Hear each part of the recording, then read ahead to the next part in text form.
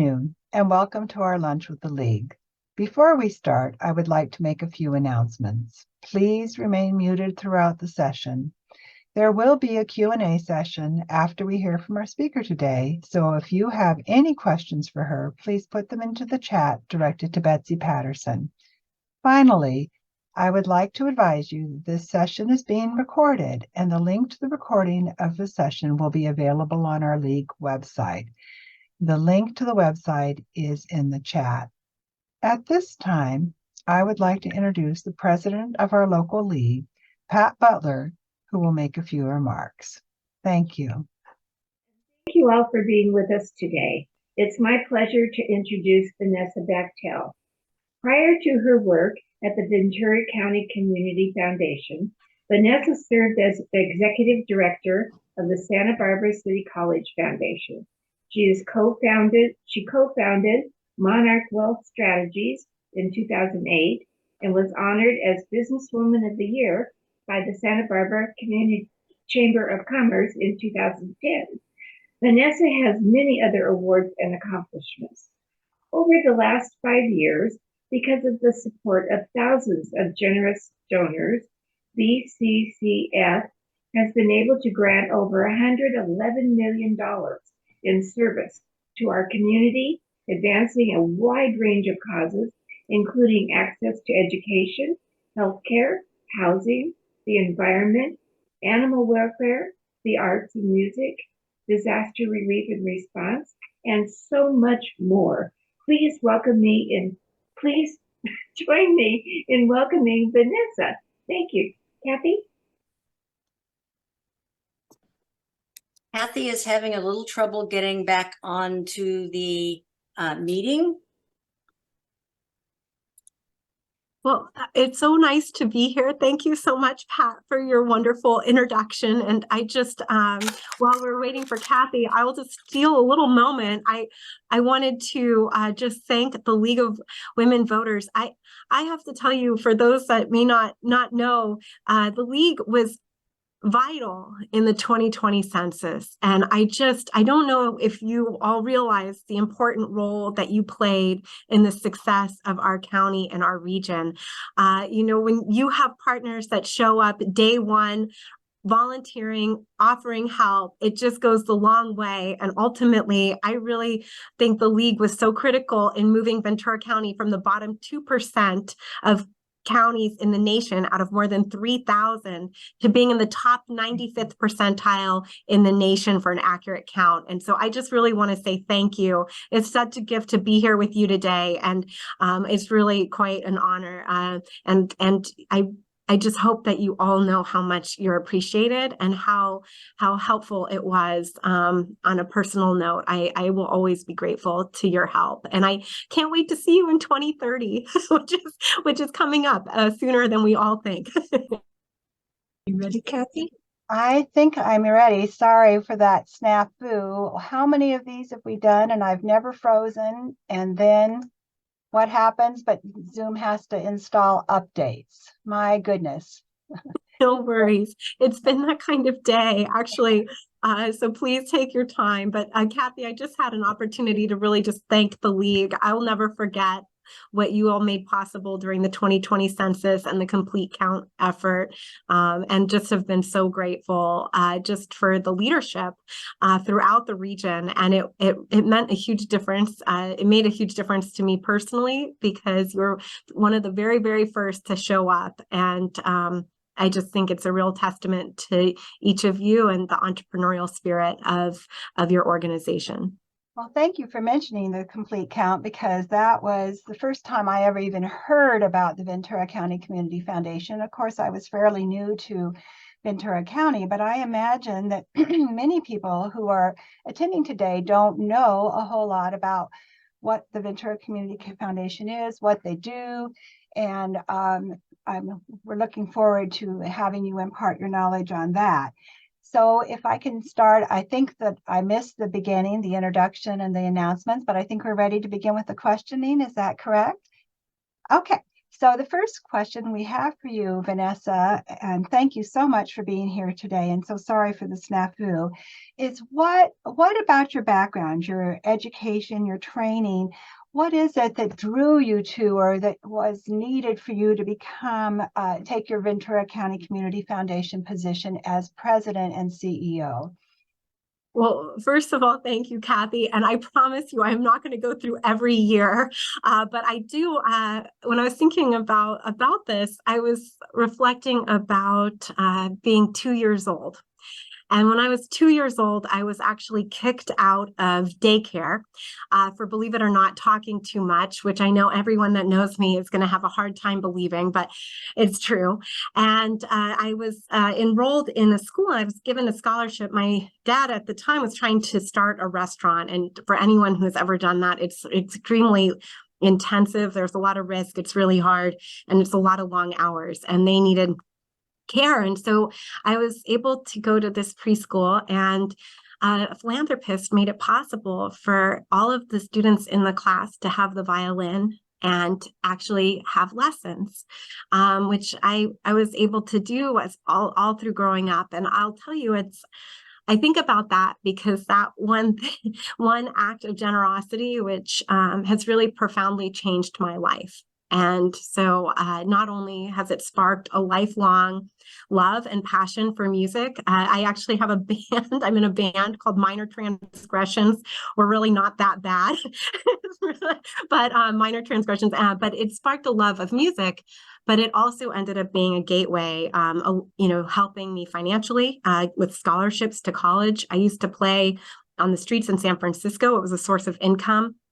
It exposed me to all of these different environments that, frankly, were really helpful to what I do today, because I got to play in just different situations, weddings, restaurants. My family going out to Arby's was going to a very fancy restaurant when I was a child, and it exposed me to all different types of situations. And so I actually think my journey really began at that time, because it has sparked a sense of gratitude that I've had, because I know what has been made possible because of philanthropy in my own life. Of course, I went to college at UCSB, studied law and society, and went on to study international sociology of law with my master's certificate from Spain. And I came back and I thought I was going to be a crime analyst. And I could not find a job, believe it or not, analyzing crime. And I called the Santa Barbara Chamber of Commerce. And I called on a very good fortuitous day, because they had a temporary employee answering the phones who did not know if they had a job board. And they transferred me to the president and CEO, Steve Cushman. And he said, "Can you be in my office 20 minutes from now?" And here I am, 21, desperately trying to find a job. And he said, "Well, Vanessa, you live in Santa Barbara, and there's not a lot of crime here for you to analyze. I really think if you want to stay in our region, you should study finance." And that really became my finance career. And of course, it was actually Steve Cushman who called me when the position at your community foundation, the Ventura County Community Foundation, came up. And he said, "Vanessa, I found your dream job. It marries your love of finance with your love of philanthropy." And many of you know probably my husband, Jim, but he always called me before we were married, "Vanessa, take all my money, Patterson," because I love to give money away and love to help facilitate philanthropy. And of course, Steve actually helped recommend me for the position. And here we are all these years later. But I will tell you, I absolutely love what I do. I think I have the best job in the world, frankly, and it's really an honor to serve here as the president and CEO of your community foundation. Wow, my skin is tingling, because that's such a passionate story, and I can tell that you're so passionate about your job, and that's wonderful to hear. Everybody should have a job that they feel so passionately about.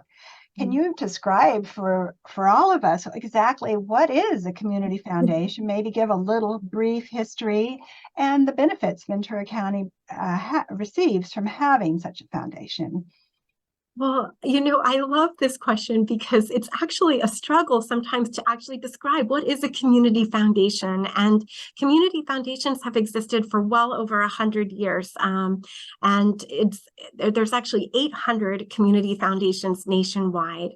And, I think fundamentally, it really speaks to the importance of place as an opportunity to really understand and to grow and to really get to know oneself. And we're absolutely place-based. We're here in Ventura County, and our vision is an engaged and thriving community inspired by growing generosity. And so what we do is we engage the whole community. And I know this will speak to the League, just given your mission, but we're really the democratization of philanthropy. Every single person is invited to have a relationship with their community foundation. And we all can give and make a difference in our world. And we are here to help people facilitate their philanthropy. If someone wants to make a difference, large or small, that's why a community foundation exists. We have donors, over 22,000 local donors, making a difference in the community, in each in their own way, in every cause you could imagine. And then we're also here to help respond to community needs. But it's really, there's a lot of magic that happens on a daily basis, because not one day has ever been the same. And it's really beautiful, but we're here to help people create the vision that they have. We connect people, resources, and solutions to create lasting impact in our shared world. And it's just those little acts of generosity that we help amplify and have as much impact as possible.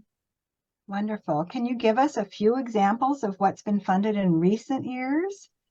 Absolutely. I was thinking about this because obviously, as I was preparing to be here today, I was thinking, of course, of the 2020 census. But what maybe people might not know is after the census concluded, we had such historic success. Historic success as a county. And literally, you have to just understand that we're talking about $2 billion into our community's social safety net over a 10-year period. That is what we did together. And it's huge. And after that, the Complete Count Committee actually pivoted and became the Complete Reach Committee. And what did that do? That group, this collective group, actually reached 150,000 local community members, helping to provide education and outreach on vaccinations and around COVID-19. And of course, during that period of time, we heard a lot of stories. So one of our most recent grants, we actually did a $500,000 grant on a long COVID study with UCLA, which many people in Ventura County are participating in because they've been struggling with that. So that's one example of just a local grant. Another example was with the Ventura County Family Justice Center. And we are so fortunate to have the Ventura County Family Justice Center in our community. But one of the grants that I'm really excited about was a collective effort with many donors coming together, because they realized that one of the things that is needed often is people who are maybe leaving an extremely violent situation or an unsafe situation. They need a place to stay and bring their family and bring their pets. One of the reasons why people sometimes don't leave a situation is because they're afraid to leave their animal behind, and which is completely understandable. As someone who absolutely is in love with my dogs, I totally get that. And so we've actually pooled our resources to have 4 tiny homes at the Family Justice Center, which will be a place where people can leave, and then will be able to be transitioned to permanent safe housing, and they can bring their pets and they can bring their children, and it's going to be great. Those are 2 recent examples of grants, and I could go on and on. As I went to LinkedIn yesterday, I saw one of my favorite posts was my board chair, Sean Leonard, who, if you have not met him, he's just a wonderful man. And he had a post of him signing 170 grant checks. So there's just no shortage of opportunities and grants that our donors make possible, and also the foundation works to put together. Well, that's good. I mean, I know about our Family Justice Center, and I believe we're now to have 2 and possibly 3. I had not known about the tiny houses associated with those. Will the second one also have some tiny homes, or is that still in the works? Yeah, so we're just in the construction phase of those first groups. So we're going to get to see how that goes, but it's really, it's exciting because it's an opportunity to see the difference that might make. And our hope for sure is that we can do them across our community. That's wonderful.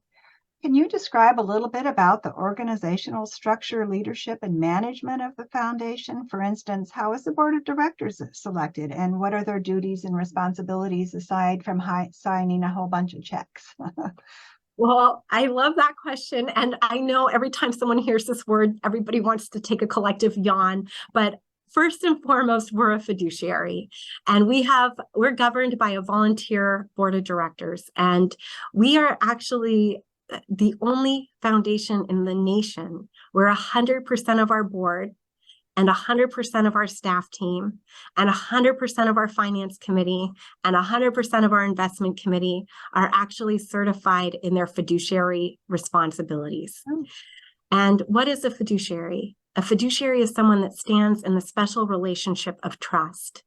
And I always think about this, and it was the first person that actually said this to me was David Luna. If you have not met him, he said, Vanessa, you serve as the keeper of the dream. And that's really what we do.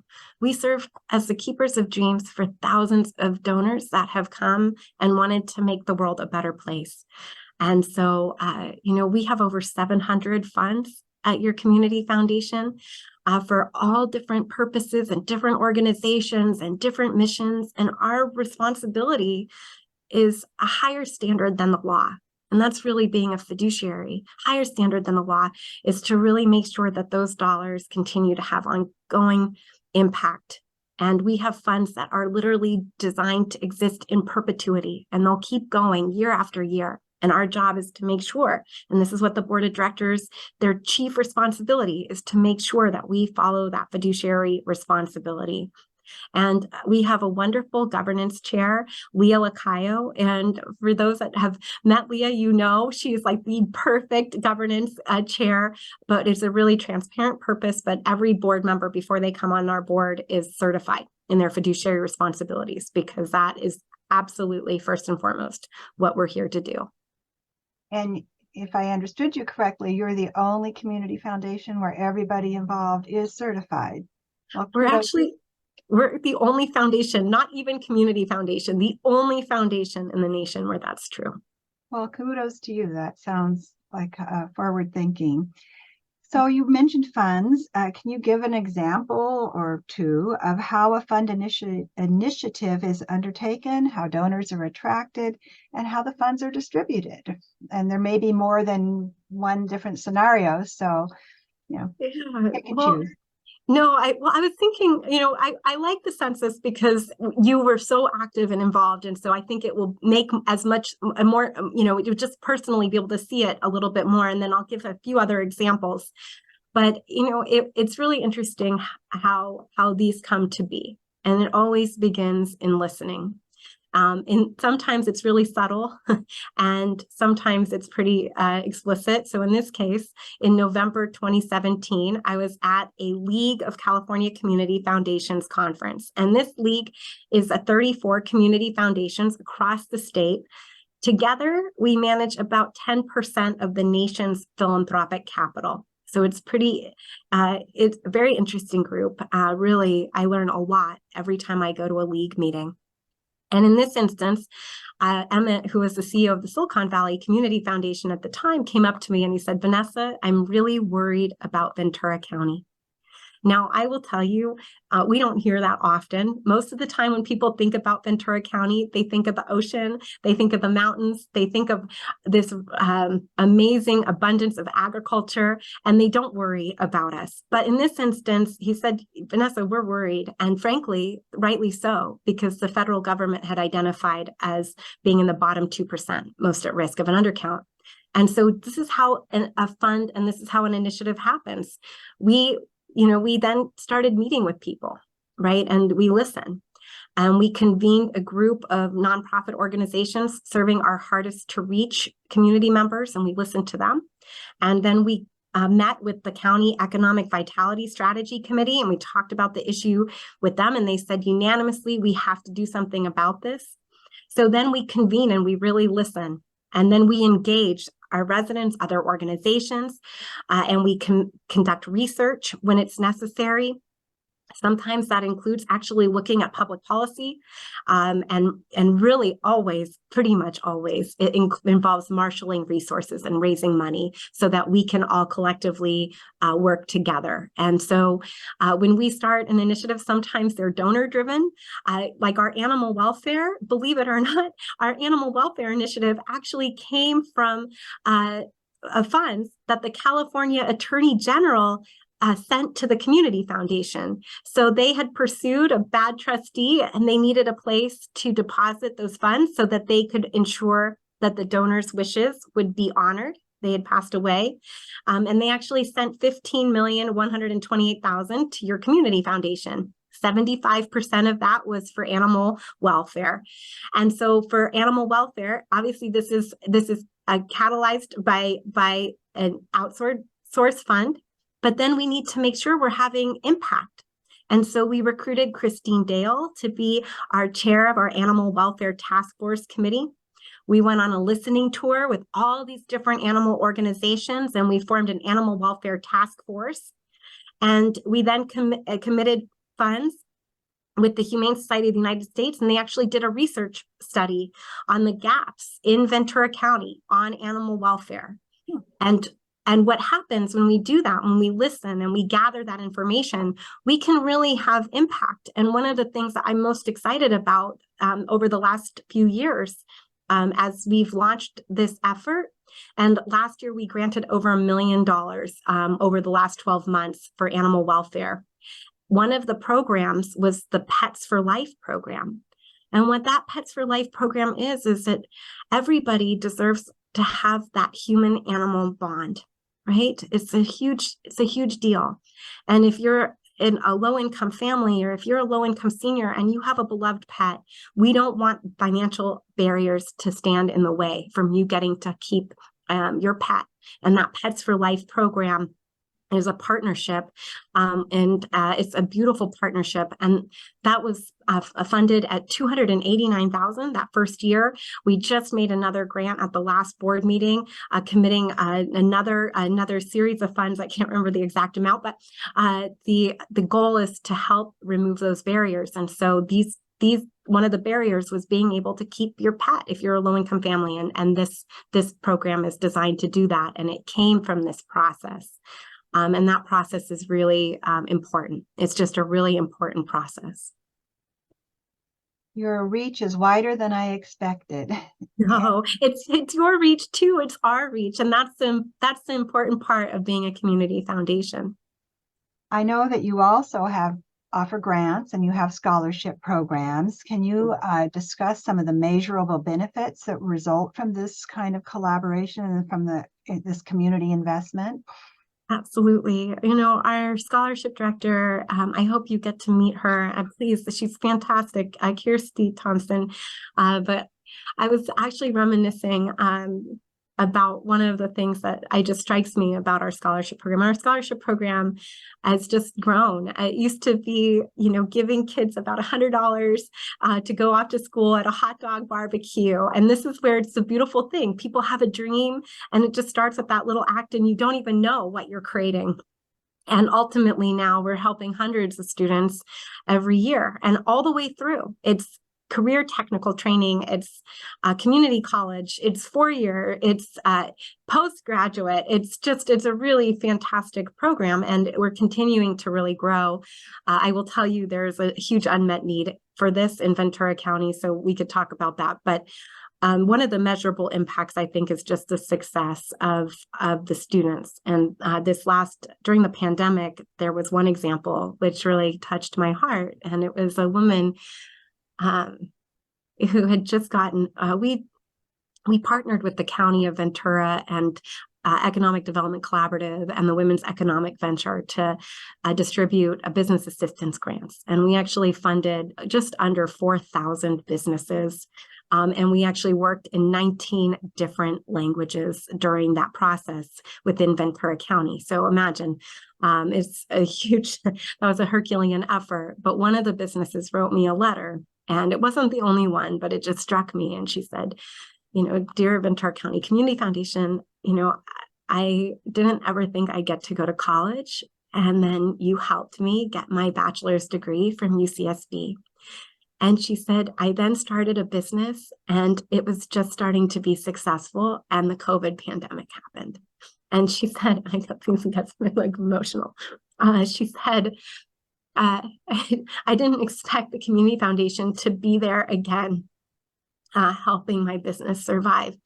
And I think that's really the scholarship program is really a commitment to our community that everyone deserves the right to pursue their dreams.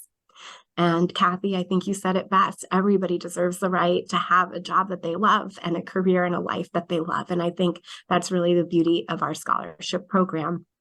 And in terms of the results of our students, it's really an impossible task to really track all of them, because they go all over the world, frankly. They go over the world, and many stay local. And I can't tell you how many times I'm out in the community and I'm talking to someone and they're like, oh, I got a scholarship, or my child got a scholarship, or I just helped recommend my neighbor apply for your program. And I think that's really what this is. It's a reflection of the commitment to the community.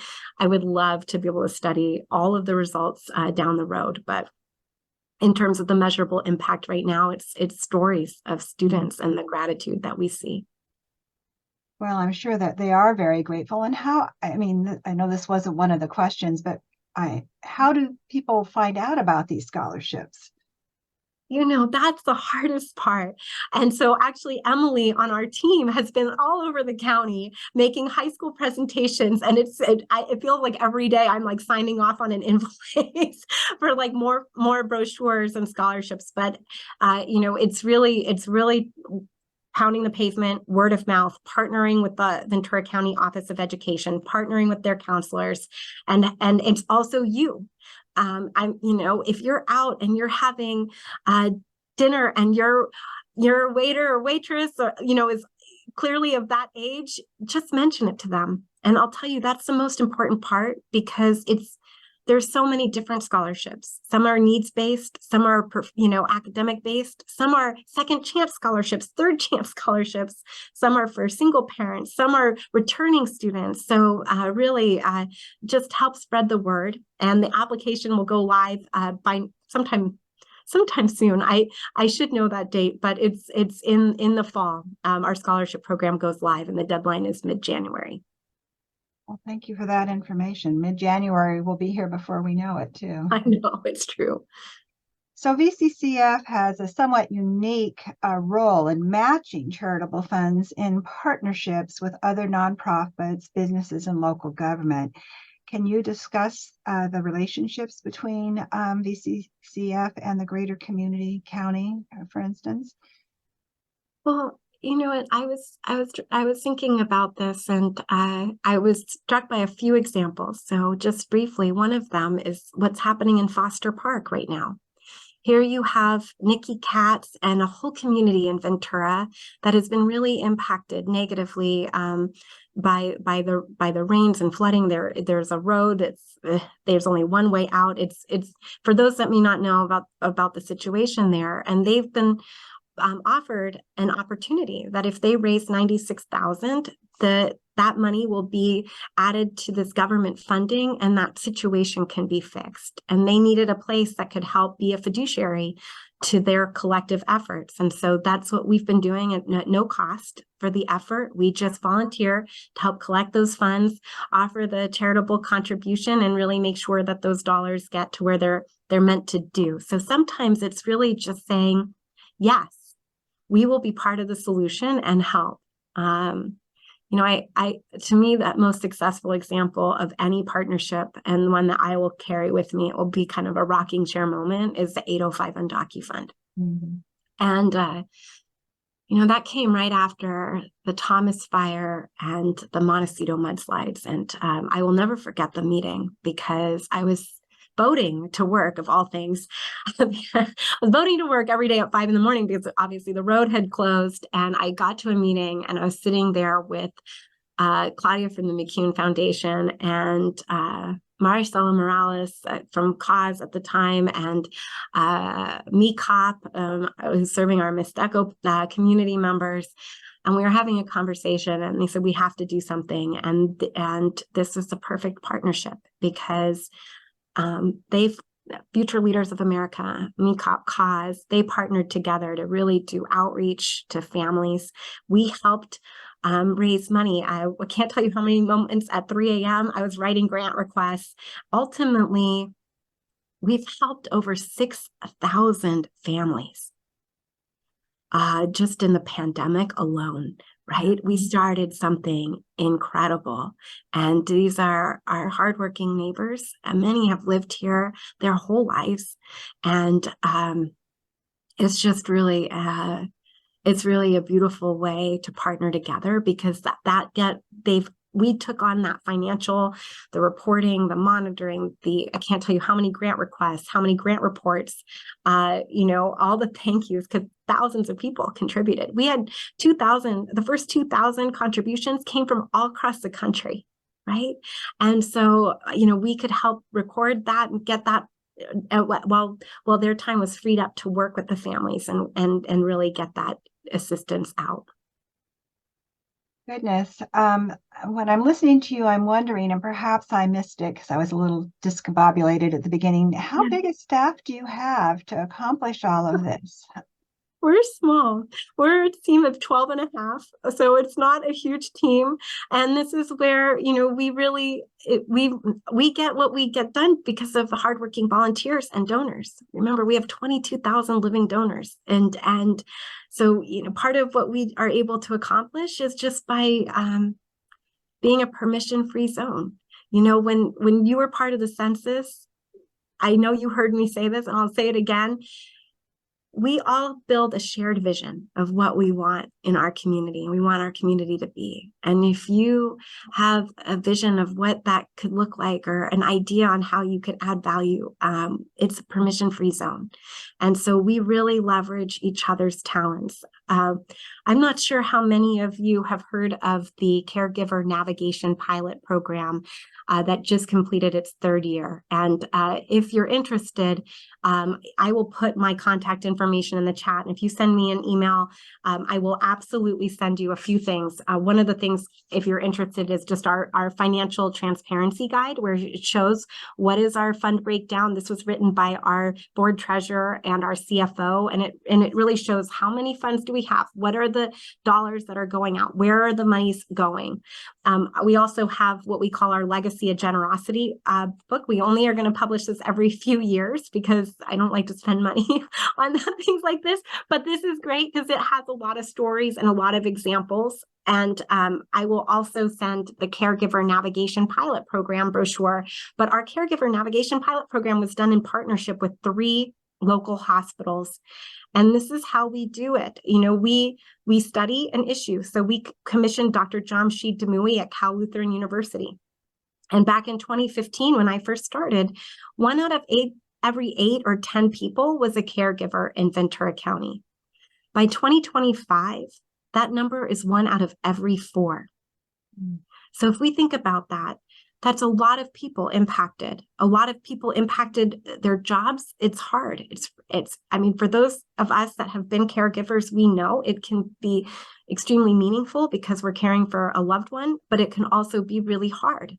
And so we studied this and we realized we need to do something different as a community. And these 3 hospitals, we partnered together and the Caregiver Navigation Pilot Program was launched. And I'll tell you some of the statistics. We commissioned Cal State Channel Islands to do the study, and they showed a 34% care recipient reduction in hospitalizations, a 30% caregiver reduction in hospitalizations, a 43% caregiver reduction in ER visits. And as someone who's, my dad had a stroke, and I've been in physical therapy for over a year because of my back injury, I will tell you that caregiver navigation pilot program is meant to pair the family caregiver with an expert to help connect them with resources and to help remove barriers and to help provide training so that they're doing it safely and they're not alone.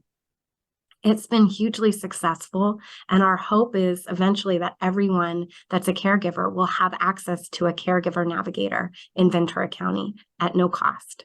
And so how do we do our work, Kathy, I think is really listening and then helping to bring people together and then helping to remove barriers by raising the funds. So our board committed over $600,000 to launch the program, and then we committed multiple years of funding. And so it's really continuing that and being a partner. Wow. Well, as our population is aging, I think this caregiver navigator is going to be very helpful for very many people. So thank you for all you're doing. I have one last question at this time, and that would be to discuss your VCCF's resources that directly impact the charitable work of other nonprofits. For instance, staff training, fundraising, donor services. And do you have plans to expand and build on coordinated philanthropic efforts? Thank you. Well, first and foremost, we're here. Our work is only possible because of having a robust nonprofit sector. And so for us, we're really committed to that. We are so thankful. The Center for Nonprofit Leadership, which is hosted and at home at the center at Cal Lutheran University, Dina Jensen is an amazing partner and an ally, and we work really closely with her. And they have a robust board training and technical and capacity building training. Our work with nonprofits, if you can imagine, we get asked for hundreds of millions more every year than we have to give away. And so it's, unfortunately, I don't get to say yes as much as I would like to. I definitely, and so one of the things that we do for nonprofits is often connect them with others that can help. And so we're connected with a national network of other foundations and funders. And so we often help introduce people, help position them. We're very transparent when we say no on a grant. We'll tell exactly why. And so I think part of what we do is we give honest feedback, and not every project, not every situation is ready for the type of support, or is ready for that type of an investment. And so one of the ways I think we help our sector the most is just by living our values. And we value trust, and trust is something that we just prioritize of all else, and transparency and compassion, equity, tenacity, excellence, and authentic connection. And that authentic connection includes having hard conversations. So when we don't fund, we're really very open about that. And that, I think, is a huge gift, because many funders, unfortunately, just don't even have the time or the connection with the community to have those kind of conversations. And then we'll remove barriers. I was thinking about one way that we helped a local organization. They were growing super fast, and they needed help managing their finances. And they came and I said, so what is the number one need? What is your number one anxiety? And we always ask that. And he said, I just need a CFO. I need a chief financial officer more than anything. And we actually funded 3 years so that they could hire a chief financial officer. And so part of what we look for is those kind of opportunities where we can really allow a nonprofit to do their best work and to really adjust to the community's needs. So after you give your feedback, for instance, on a proposal that did not meet with you giving them a grant, do people take your advice and then come back and resubmit? And does that happen? Sometimes they take my advice. I will say there's one nonprofit that really did take my advice, which I will say was a huge gift, because I told them they weren't properly insured. We told them that they weren't properly insured, and they actually did increase their insurance, and they were a heavy event-driven nonprofit. And 18 months later, the COVID pandemic forced all of their events to close. And because of their insurance, they didn't lose any of their normal annual revenue. So we try, we try to give advice. Sometimes people take it, sometimes they don't, but at the end of the day, our door always is open. And of course, Kathy, you're thinking, and I will just say, I probably get personally about 50 requests for meetings per day. So it's impossible. It's just impossible. We're a community of 825,000 people, and we're just not that large ourselves. So one of the things that I always invite people to do is send me, if they're a nonprofit and they're writing a grant request for another nonprofit or another foundation, go ahead and email it to me. Every Saturday morning, I sit around for hours with a hot cup of coffee and I read nonprofit grant requests. And I do that so that I know what's happening in our community, and we can, as a team, just really keep our ear to the ground. And I just invite that. And if you're part of a nonprofit, I know you're also engaged in the community. You are likely volunteering on many different nonprofits, or for different nonprofits. Feel free to do that at any point in time. Well, thank you, but I hope you get to take some Saturday mornings off and play the violin and piano or go for a hike or something. Every once in a while, it's good. Well, thank you. I mean, your enthusiasm is contagious, and I think that's just a wonderful thing to behold. And I'm sure that I have learned a lot about all the work that you do and the benefits you provide for the county. I'm going to turn it over now to Betsy Patterson to see if there are any questions from the audience. Thank you so much, Vanessa. I totally appreciate it. I'll be back. I'm just going to go away for now. Thank you. Absolutely, Kathy. Thank you. Well, Vanessa, what an amazing organization, which covers an incredible amount of money and grants and organizations in our community. I had no idea. Even though I'd worked on the census, I had no idea what your outreach was. This has been a wonderful presentation. I have put in the chat several times for people to direct any questions they might have to me, but so far I haven't gotten any questions, so I'm putting it out there again. If you have a question that you would like answered, please put it in the chat, and I will share it with Vanessa. And there have been a couple of people who are interested in getting more information, your brochures, and we can send you their emails, or if you have an email that you want to give them to contact you, that's fine also. I see that Carol Lindbergh would like to make a positive statement or say something. So let you go ahead and speak, Carol. Okay, thank you. I belong to educators organization, and we've had two endowments with VCCF for over 20 years, and I've gotten to know Vanessa very well for a long time. And Vanessa, your enthusiasm and your expertise are contagious, and I know that when Vanessa first took over the position she now has, VCCF was not in as good financial shape, and she turned it around and worked hard. They lost staff down to about 5 people, if you can believe, and now you say they're up to 12 or 13 and doing so many wonderful things. I can't say enough positive things about. We're so fortunate in our county to have this foundation. So, Carol, thank you. I'll just say it was people like you that helped make sure that we're here today. So I just want to say thank you back, because it was the community trust. And I also have like the best team in the whole world. So if I know many of you know Bonnie Gillis, our CFO, our Vice President, Chief Financial Officer, Jim Rivera, our Chief Philanthropic Counsel.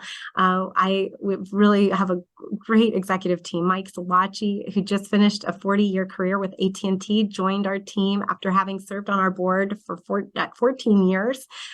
He joined in January as our Chief Philanthropy Officer, and Tracy Tagawa, who's our Chief Compliance Officer. I have just like a phenomenal executive team, a phenomenal team. We're small, but we're mighty.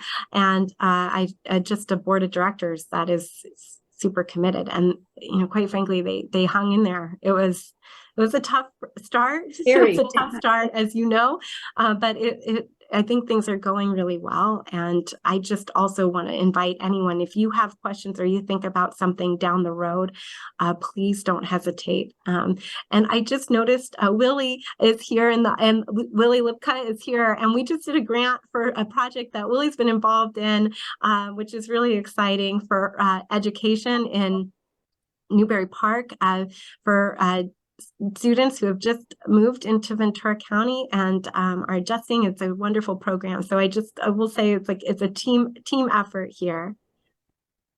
Thank you. Thank you, Carol. Thank you so much, Carol. Sure. Okay, well, I'm still not seeing any questions here, but at this point, I think I'll turn it back over to Kathy if something comes up. Oh, wait, let's see. I'm sorry. I got a question. Here we go. Patasic would like to know what kind of training is required for new board members who may not have been trained in fiduciary ways. Yes, well, I will say nobody is born, I don't think, knowing MIFA or the variance power. So the Uniform Prudent Institutional Management of Funds Act is not something that people are typically trained on, nor is just being what a fiduciary is. And that's, the duty of loyalty, the duty of obedience, the duty of care. These really matter, these values. Also the investment management process, how you organize, how you formulate plans on strategy. We are in the process right now. I mean, we get an unusual collection of gifts. 2 years ago, we had a manufacturing plant left to the foundation from Florida.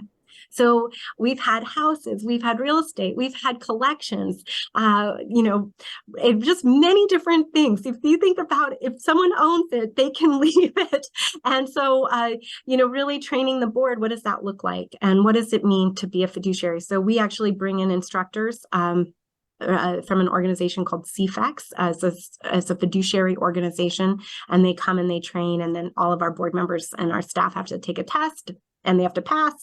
Of course, it's my job to make sure that I equip them with what they need to pass. Not everybody passes the first time. It's pretty hard stuff, but we help them. And, how we handle what we're entrusted with really matters.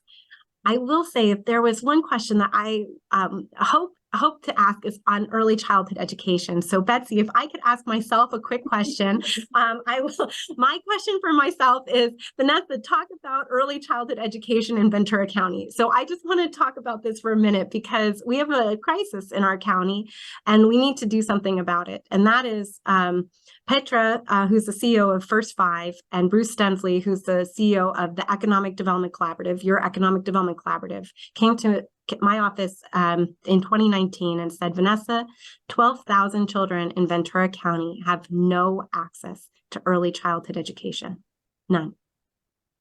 And that's 50% of our community's children. And I actually will tell you, I didn't believe them. I believe them as humans. I didn't actually believe that that could possibly be true because I knew what was in the state and federal budget. And I couldn't understand, how could we have so much funding in the state and federal budget for this work and have so few children being served?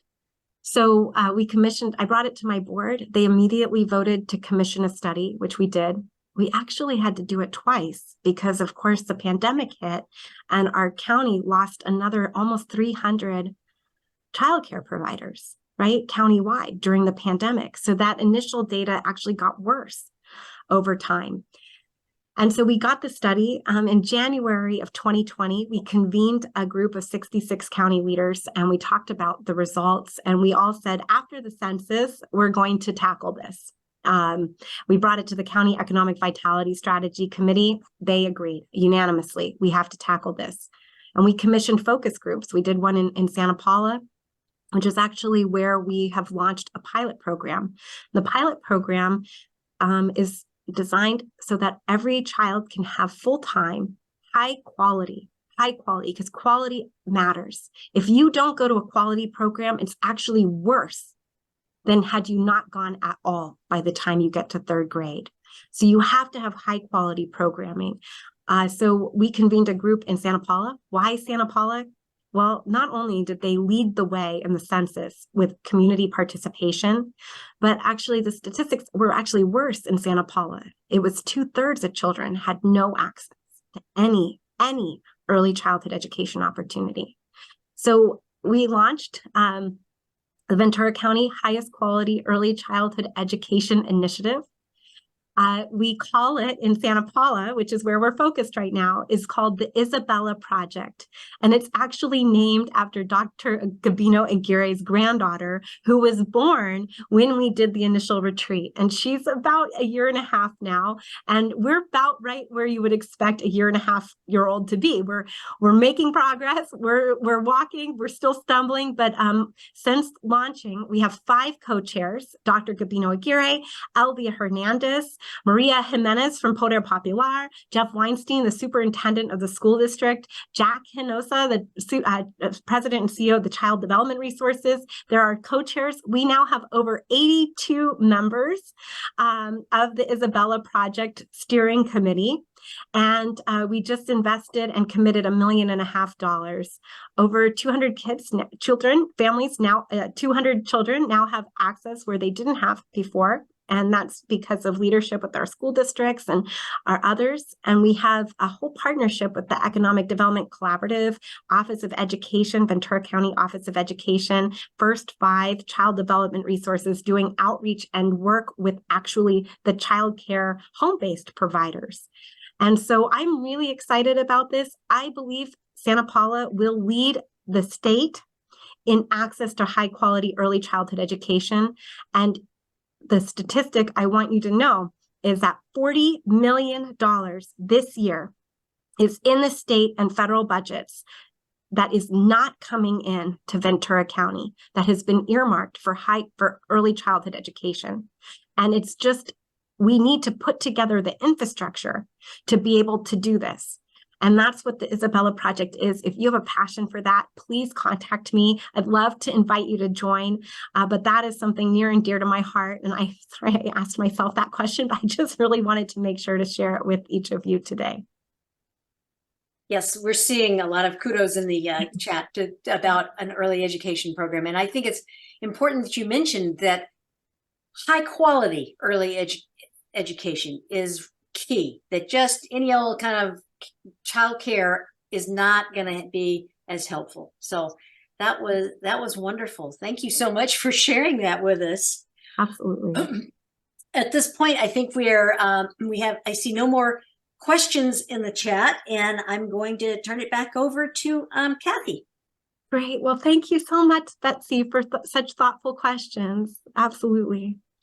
You know, Vanessa, I think people you gave so much information that people are just awestruck with all that you're doing, and that's why they're speechless and don't have a whole lot of questions. I think you covered some of the questions I was going to ask to wrap up, but I did want to mention, I have attended a few of the lunchtime Zooms that VCCF puts on, and I wonder if you want to mention those, because they're about once a month, aren't they?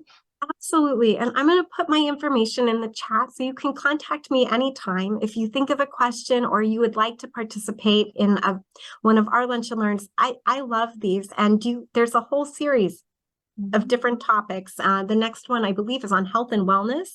And if you're interested in the health of farm workers in Ventura County, we have someone from public health actually going to be presenting. And it's really exciting what Ventura County is doing. We're a team effort. It's a team effort, and we are only able to do the good work that we do because of people like you. And so it's we're really fortunate to have a community foundation.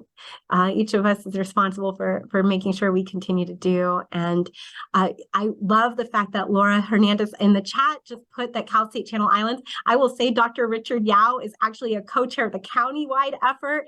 Absolutely, they are leading the way. They have a lab program that is being built right now, and it's just really amazing what Cal State Channel Islands is doing. So yes, it's a team effort, as I mentioned before, and there's just too many partners always to sometimes mention, but thank you for that chat. And Kathy, I distracted myself because I wanted to just say thank you again for inviting me today, and I would invite anyone to join our upcoming Lunch and Learns as well.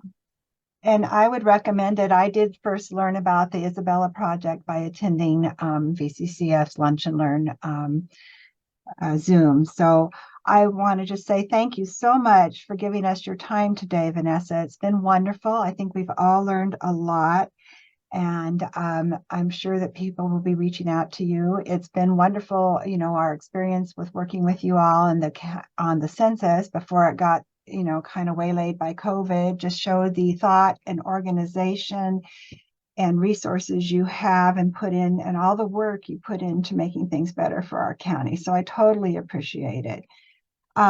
I want to thank our attendees for being here today, and please let your friends know that within 24 to 48 hours, there will be a recording of this on our website that will be available so that people who weren't able to be present today because of whatever reason can watch and get this important information. I want to also mention that we are planning a lunch and learn with the League on November 29th with Ashley Meyer and Dan Maisel from the Anti-Defamation League. More information on that will be coming once we have the particulars nailed down. If you have any other suggestions for future Lunch and Learn topics, please either put them in the chat or contact myself or one of us, Pat Butler, Pat Essex, Betsy Patterson, Maddie Park, Susan Roth. We'd all appreciate it. Thank you so much, and thank you for being here today to all of you and to Vanessa as well. And that concludes our session. Bye-bye. Thank you. Thank you. Thank you.